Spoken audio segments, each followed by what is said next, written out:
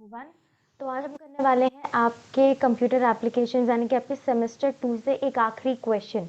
ये क्वेश्चन मैं इसलिए करा रही हूँ क्योंकि ये क्वेश्चन मुझे एक बच्चे ने पूछा था, एक बच्चे ने मुझसे क्वेश्चन पूछा था और मुझे लगा कि ये क्वेश्चन मुझे आप सबसे शेयर करनी चाहिए। वैसे तो इसका कॉन्सेप्ट हमने पहले की कुछ वीडियोज़ में कर ली है, बट लाइक ये वाला क्वेश्चन एक बार आप देख लो वापस तो आपके दिमाग के अंदर ये सारी चीज़ें घुस जाएंगी। बहुत सारे बच्चे तो कर लेंगे आसानी से, लेकिन कुछ बच्चों को अभी भी एक बार फाइनल रिकैप करने की ज़रूरत होगी।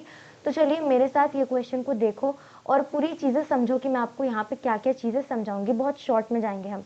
पहले तो आपको देखना है कि यहाँ पे आपको स्ट्रिंग एरे बनाना है, ठीक है। स्ट्रिंग एरे यानी कि एक ऐसा एरे जिसके अंदर आप स्ट्रिंग वैल्यू स्टोर करोगे अलग अलग इंडेक्स पे। समझ में आ गई बात। अब इसमें आपको 10 नेम्स ऑफ कंट्रीज यूजर से लेने हैं। जैसे कि आपने कौन सी नेम्स ले ली। मान लो कि आपने ले लिया इंडिया, ठीक है। फिर आपने ले ली रशिया, राइट, रशिया। फिर आपने ले लिया फ्रांस, फिर आपने ले लिया ब्रिटेन, ठीक है। उसके बाद आपने क्या ले लिया, उसके बाद आपने ले लिया श्रीलंका, फिर आपने ले लिया नेपाल, फिर आपने ले लिया भूटान, एंड देन आपने क्या ले लिया बताओ। उसके बाद देखते हैं और कितना हमारे हो गया 1 2 3 4 5 6 7। ओके, 3 और करना है। 3 और में एक Bangladesh, Bangladesh, then USA, Germany, ठीक है। अब काउंट करो कितना हो गया, 10 हो गए होंगे। 1 2 3 4 5 6 7 8, राइट। कितने हो गए एक बार वापस मैं काउंट कर लेती हूँ, ऐसे कंफ्यूजन होगा। 1 2 3, ठीक है। 4 5 6 7 8 9 और एक 10, पूरा कंप्लीट हो गया। अब इसमें आपको फाइनली करना क्या है, इसमें आपको वही सारे कंट्रीज के नेम प्रिंट करने हैं जिसके अंदर इवन नंबर ऑफ कैरेक्टर्स है। यानी कि आपको फाइनली इन सारे स्ट्रिंग वैल्यूज का आपको इसका क्या निकालना है, लेंथ निकालना और चेक करना है कि उसका लेंथ अगर इवन नंबर है तो फिर आपको उसको प्रिंट कर देना, अगर वो ऑड है तो आपको नहीं प्रिंट करना। फॉर एग्जाम्पल इंडिया, तो इंडिया में कितने कैरेक्टर्स है बताओ, 5 है, यानी कि ये ऑड होगा, है ना। मतलब कि आप जब इसको चेक करोगे तो डेफिनेटली ये ऑड होगा, ठीक है। जब रशिया को चेक करोगे तो रशिया में कितने हैं, 6 हैं, that means it is even. तो फ्रांस में कितने हैं, अगेन 6 हैं, तो France is also even. Britain में कितने हैं, 1 2 3 4 5 6 7, यानी कि ऑड है, ठीक है। समझ में आई आपको बात। तो अब इसका कोड कैसे लिखा जाए, इसका कोड देखो बहुत छोटा सा है और बहुत इजी है। इसका आउटपुट अब भी आपको दिख रहा होगा, ठीक है। इसमें करना क्या है, सबसे पहले तो जैसा कि मैं कहती हूँ कि आपको स्कैनर क्लास के लिए पैकेज इंपोर्ट करनी है, आपने कर दिया, ठीक है। काफ़ी शॉर्ट में जाएंगे। फिर आपने क्लास भी बना दिया, क्लास बनाने के बाद आपने मेन मेथड भी बना दिया। मेन मेथड बनाने के बाद आपने स्कैनर क्लास का ऑब्जेक्ट बना दिया। आई होप मुझे ये सारी चीज़ें वापस रिपीट करने की ज़रूरत नहीं पड़ेगी क्योंकि मैंने काफ़ी बार बहुत सारे वीडियोज़ में एक्सप्लेन कर दिया है। फिर मैं क्या करूँगी, फिर मैं कंट्री नाम का एरे डिक्लेयर करूँगी जिसकी डेटा टाइप क्या है, स्ट्रिंग, क्योंकि हमने ऑलरेडी क्वेश्चन में पढ़ा ना कि आपको स्ट्रिंग एरे बनाना है, तो हमने बस वही करा। इसके अंदर आपको 10 कंट्रीज के नाम रखने हैं, यानी कि इसका लेंथ या फिर साइज दोनों सेम चीज होती है, ठीक है। लेंथ बोलोगे साइज बोलो। इसके अंदर कितने एलिमेंट्स आपको रखने हैं, 10, ठीक है। तो इसका इंडेक्स कहाँ से कहाँ तक जाएगा बताओ, 0 से लेकर कहाँ तक जाएगा, 0 से लेकर 9 तक जाएगा, फाइन। अब इसके बाद आपको क्या करना है, आपको इसके हर वैल्यू पे आपको एंटर करनी है, यानी कि 0 इंडेक्स पे आपको एंटर करनी है। जैसे कि यहाँ पे जो मैंने यहाँ पे एग्जांपल लिया है, इसको अगर मैं इंडेक्स वाइज ऐसे अरेंज कर दूँ तो ये 0 इंडेक्स पे है, ये 1 पे है, ये 2 पे है, then it's third, fourth, fifth, six, seven, eight and then ninth, कुछ ऐसे जा रहा है। यानी कि 0 इंडेक्स पे एंटर करो, फिर फर्स्ट पे एंटर करो, फिर सेकंड पे एंटर करो, कुछ ऐसे सीक्वेंस में आपको जाना है, क्लियर। तो अब फाइनली आपको इस सीक्वेंस में जाने के लिए फाइनली करना क्या होगा, फॉर लूप लगाना होगा। 0 इंडेक्स से लेके कहाँ तक जाओगे बताओ, आप 9 तक जाओगे, तो आपके एरे का लेंथ कितना होगा, 10, ठीक है। तो आप आखिरी कौन से इंडेक्स तक जाओगे, 0 से लेके 9 तक जाओगे।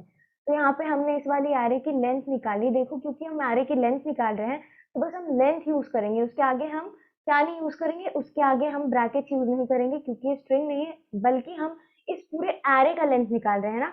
यानी कि सारे के अंदर कितने एलिमेंट्स है बताओ, 0 से लेके कहाँ तक जा रहे हैं, 9 तक जा रहे हैं, यानी कि सारे के अंदर कितने एलिमेंट्स होंगे, 10, यानी कि इस एरे का लेंथ क्या है, 10 है। लेकिन जब मैं इंडिविजुअली इंडिया नाम के स्ट्रिंग, इंडिया क्या है, स्ट्रिंग है, ठीक है, जो इस एरे के अंदर कंटेंट है, जब मैं इंडिया का आपको लेंथ निकालने को कहूंगी तब जाके आप लेंथ फंक्शन यूज करोगे। चलो देखेंगे वो चीजें कैसे करेंगे। पहले तो आपको समझ में आ गया क्या करना था, इसके बाद आप क्या कहोगे, इसके बाद आपने लेंथ भी असाइन कर दिया, ठीक है, फिर आप यूजर को कहोगे कि आप वैल्यू एंटर करो, फिर आप फॉर लूप लगा दोगे। फॉर लूप से क्या काम होगा कि आप हर इंडेक्स पे पहुंचोगे और फिर यूजर से वैल्यू इनपुट लेते जाओगे, ठीक है।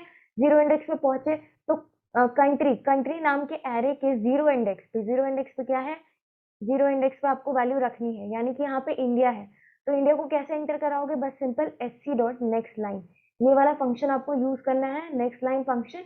इससे आप क्या करा सकते हो, इससे आप एक स्ट्रिंग वैल्यू एंटर कर सकते हो, ठीक है। अब इसमें जो व्हाइट स्पेस, देखो जैसे कि अगर मुझे वैल्यू एंटर करनी है श्रीलंका, ठीक है, SRILANKA, ठीक है, मुझे कंट्री का नाम एंटर करना है, तो सिंपली ये व्हाइट स्पेस के बाद जो चीजें हैं उसको भी कंसिडर करेगा। मेनली ये एक लाइन के लिए, चाहे चलो मतलब कि आपका स्ट्रिंग चाहे कितना भी बड़ा क्यों ना हो, ये उस वैल्यू को इनपुट लेगा, ठीक है। जैसे कि स्ट्रिंग श्रीलंका है, तो श्रीलंका से भी लंबी अगर कोई और वर्ड होती उसके बीच में, जैसे कि आप लिख देते दिस इज माई कंट्री, तो वो वैल्यू भी ये इनपुट ले लेता, ठीक है। तो नेक्स्ट लाइन सारी स्ट्रिंग वैल्यूज, लाइन लाइन से समझ में आता है ना कितना लंबा भी हो सकता है, ठीक है।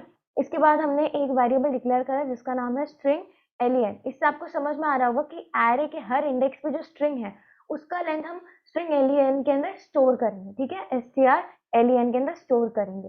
तो फिर से आपको क्या करना है, फाइनली आपको सारे वैल्यूज तक पहुंचना है जीरो के इंडेक्स पे। जीरो के इंडेक्स पे पहुंचोगे तो जीरो के इंडेक्स पे जो वैल्यू है उसकी लेंथ निकालोगे, फिर वन पे पहुंचोगे तो वन पे जो वैल्यू है रशिया, इसकी लेंथ निकालोगे, है ना। तो यानी कि फिर से आपको जीरो से लेके वापस से नाइन तक पहुंचना है। तो फिर से फॉर लूप लगा दोगे। फॉर लूप में आप क्या कंडीशन रखोगे, आपका जो टोटल एरे का लेंथ है उसमें से एक स्टेप बैक तक जाओगे, ठीक है। इसके बाद S T R L E N के अंदर फाइनली आप क्या स्टोर कर रहे हो, जैसे कि इंडिया है, ठीक है, तो आप इंडिया की लेंथ स्टोर कर रहे हो, यानी कि इंडिया नाम के स्ट्रिंग के अंदर कितनी एलिमेंट्स है, ये इसके अंदर कितने लेटर से ये बना हुआ है, ठीक है। तो इसका अगर हमें लेंथ निकालना है तो हम क्या यूज करेंगे, ऑब्वियसली हम लेंथ फंक्शन यूज करेंगे, है ना, क्योंकि इंडिया क्या है, इंडिया एक स्ट्रिंग वैल्यू है, तो ऑब्वियस सी बात है जब आप स्ट्रिंग की लेंथ निकालोगे तो आप लेंथ फंक्शन यूज करोगे। लेकिन ये स्ट्रिंग कहाँ है, जैसे कि मान लो कि मैं आपको एक एग्जांपल देती हूँ, ये आपका कंटेनर है, ठीक है, ये आपका स्ट्रिंग क्या है, एक कंटेनर, मतलब ये आपका एरे है और ये कंटेनर है, ठीक है। इसके अंदर मैंने मान लो कि एक दो तीन चार ऐसे चार बॉक्सेस बना दिए हैं।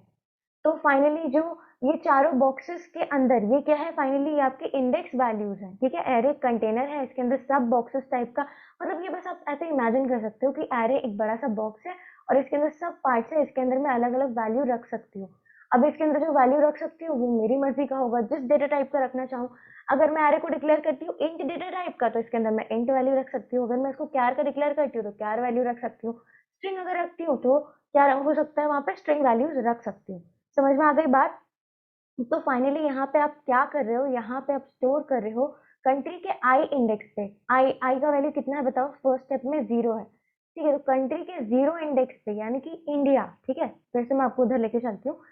आपके कंट्री नाम के एरे के जीरो इंडेक्स पे जो कि इंडिया है, आप क्या कर रहे हो, फाइनली इंडिया का लेंथ निकाल रहे हो, क्योंकि आपने यहाँ पे लेंथ फंक्शन के बाद लेंथ फंक्शन यूज किया, यानी कि आपने ब्रैकेट यूज किया, दैट मीन्स ये आपको स्ट्रिंग का लेंथ निकाल के देगा।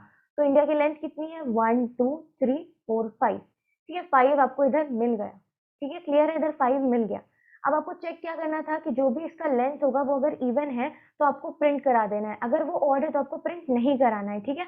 तो अगर जो ये वैल्यू है, अगर आप इवन ऑड, अगर आपको कोई नंबर को चेक करना है तो सिंपली आप उसको 2 से डिवाइड करोगे। अगर आप 2 से डिवाइड करोगे और अगर आपको रिमाइंडर 0 मिल जाता है, यानी कि वो पूरी तरीके से डिविजिबल है 2 से, मतलब कि वो क्या है, वो इवन नंबर है, तो सिंपल आपको यहाँ पे इसको डिवाइड करना है 2 से। अगर ये 0 के इक्वल है तो मतलब कि वो इवन है, और अगर वो इवन है तो सिंपली आपको उसको बस प्रिंट करा देना है, ठीक है। प्रिंट कराने के लिए क्या यूज करोगे, जिस भी इंडेक्स वैल्यू पे जो आपको वैल्यू मिली, ठीक है, जो भी इंडेक्स पे आप अभी हो करेंटली, जीरो पे हो, तो जीरो पे तो ये कंडीशन ट्रू नहीं होगी, ठीक है, जीरो पे तो ये ऑड हो गया। उसके बाद रशिया, तो रशिया पे ये कंडीशन हो जाती है ट्रू, तो रशिया पे ट्रू हो गई ना कंडीशन, यानी कि एरे के फर्स्ट इंडेक्स पे जो वैल्यू है वो प्रिंट हो जाएगी, यानी कि रशिया हो जाएगी प्रिंट।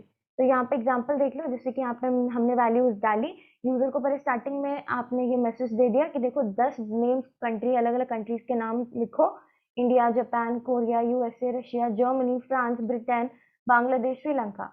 और फिर क्या करेगा यूजर, अब इसके बाद यूजर का काम खत्म, इसके बाद अब प्रोग्रामर ने जो कोड रन करा है उसका लॉजिक रन करेगा, ठीक है, उसका लॉजिक का काम है अब फाइनली जो जो even number of characters contain करते हैं, जो जो कंट्री के नेम, वहाँ पे वो आपके टर्मिनल पे या फिर आउटपुट स्क्रीन पे डिस्प्ले करेंगे। जैसे कि रशिया, रशिया में कितने हैं कैरेक्टर्स? 1 2 3 4 5 6, ये हो गया इवन। फ्रांस में 1 2 3 4 5 6। वैसे आप बांग्लादेश को भी चेक कर सकते हो, ये भी क्या है? इवन है। तो गाइज आई होप आपको ये प्रोग्राम समझ में आ गई होगी। मैंने ये वाला प्रोग्राम लास्ट में बनाया क्योंकि मुझे ये प्रोग्राम इंपॉर्टेंट लगा। आई होप आपको वीडियो अच्छी लगी होगी। All the best for your examination, अच्छे से एग्जामिनेशन देना।